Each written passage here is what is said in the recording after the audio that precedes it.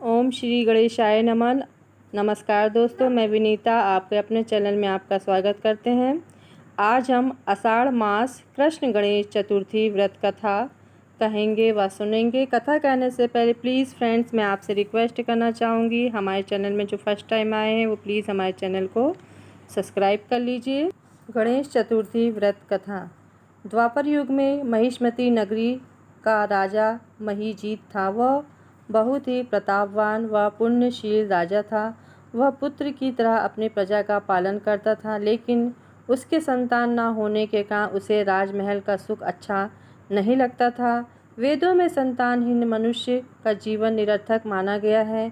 यदि संतान रहित व्यक्ति अपने पितृगण को जल दान करता है तो वे उस जल को गर्म जल के रूप में ग्रहण करते हैं। इसी दुविधा में राजा का बहुत समय गुजर गया। उन्होंने पुत्र पाने के लिए बहुत से दान यज्ञ आदि कार्यों को किया, परंतु राजा के कोई पुत्र पैदा नहीं हुआ। युवावस्था बीत गई और बुढ़ापा आ गया। इसके पश्चात राजा ने विद्वान ब्राह्मणों और प्रजा के लोगों से सलाह मशवरा किया। राजा ने कहा, हे ब्राह्मणों तथा प्रजा के लोगों, मैं संतानहीन हूँ। अब मेरी क्या गति होगी। मैंने समस्त जीवन कोई भी पाप कर्म नहीं किया। मैंने कभी अत्याचार से धन इकट्ठा नहीं किया। मैंने सर्वदा पुत्र की तरह प्रजा का पालन किया तथा धर्म पर चलते हुए राज्य किया। मैंने अपराधियों चोर डाकुओं दंड दिया, पूज्य मित्रों की भोजन व्यवस्था की, गौ ब्राह्मणों का भला सोचते हुए सभ्य पुरुषों का सम्मान किया।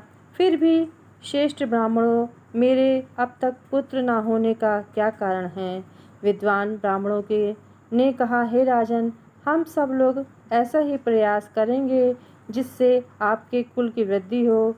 ऐसा कहकर सब व्यक्ति कोई उपाय सोचने लगे। सारी प्रजा राजा की मनोकामना की प्राप्ति के लिए ब्राह्मणों के साथ वन में चली गई। वन में जाकर वे सब इधर उधर घूमने लगे। तभी उन लोगों को एक श्रेष्ठ मुनि के दर्शन हुए। उनका पवित्र नाम लोमश ऋषि था। सब लोग उनके पास गए। उचित प्रार्थना एवं नमस्कार आदि के पश्चात सब लोग उनके सामने खड़े हो गए। मुनि को देखकर सभी लोग प्रसन्न होकर आपस में कहने लगे कि हम सब को भाग्यवशी ऐसे मुनि के दर्शन हुए हैं। इनके उपदेश से हम सभी का कल्याण होगा। ऐसा विचार कर उन लोगों ने मुनिराज से कहा, हे ऋषिराज, हम लोगों के दुख का कारण सुनिए। हे स्वामी, आप ब्राह्मण एवं ऋषियों में श्रेष्ठ हैं। आपसे उत्तम कोई दूसरा व्यक्ति हमें दिखाई नहीं पड़ता। महर्षि लोमश ने पूछा, हे महानुभावों, आप लोग यहाँ किस कारणवश आए हैं। मुझसे आपसे आपका क्या अभिप्राय है। साफ तौर से कहिए, मैं आपकी समस्त शंकाओं का समाधान करूँगा।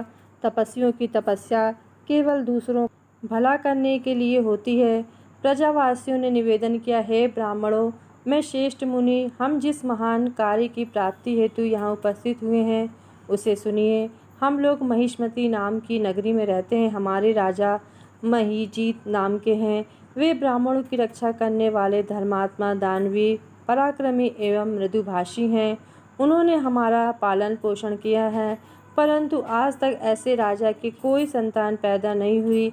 हे प्रभु, माता एवं पिता को तो केवल जन्म देने वाले होते हैं, किंतु राजा ही वास्तव में उनको पालने वाला एवं उनकी उन्नति करने वाला होता है। उसी राजा के हेतु हम इस घने वन में आए हैं। हे द्विजश्रेष्ठ, आप कोई ऐसा उपाय बताइए जिससे राजा को संतान की प्राप्ति हो, क्योंकि ऐसे योग्य राजा के कोई पुत्र ना हो, ये बड़े दुख की बात है। हम सब आपस में सलाह मशवरा करके इस गहन वन में आए हैं। उनकी कृपा से ही हम लोगों को आपके दर्शन प्राप्त हुए हैं। हे मुनि श्रेष्ठ, किस व्रत एवं दान एवं पूजन आदि के कराने से राजा को पुत्र की प्राप्ति होगी, कृपा करके आप हमें बतलावें। प्रजावासियों की ये बात सुनकर महर्षि लोमश ध्यानमग्न हो राजा की भलाई के लिए कहने लगे, हे दिव्यजनों, आप लोग ध्यान से सुनो। मैं संकटनाशक व्रत को बतला रहा हूँ।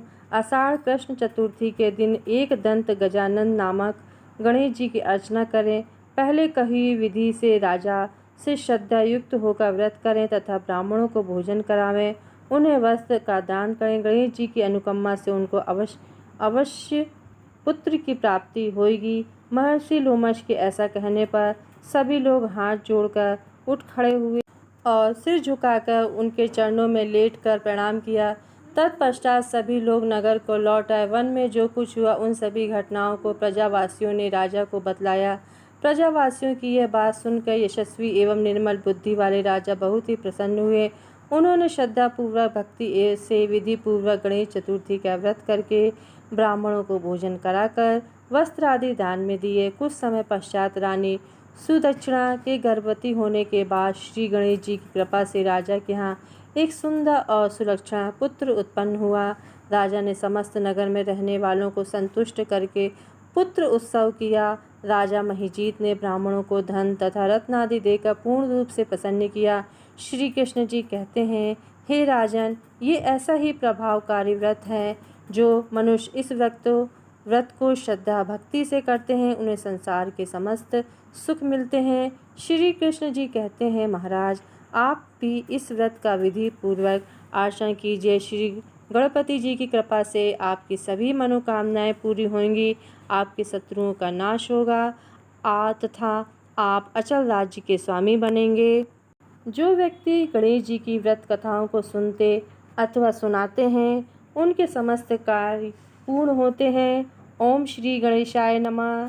तो दोस्तों, आषाढ़ मास कृष्ण गणेश चतुर्थी व्रत कथा आपको अवश्य पसंद आई होगी। लाइक कीजिएगा, सब्सक्राइब कीजिएगा और कमेंट्स में श्री गणेशाय नमः अवश्य लिखिए। जय माता दी।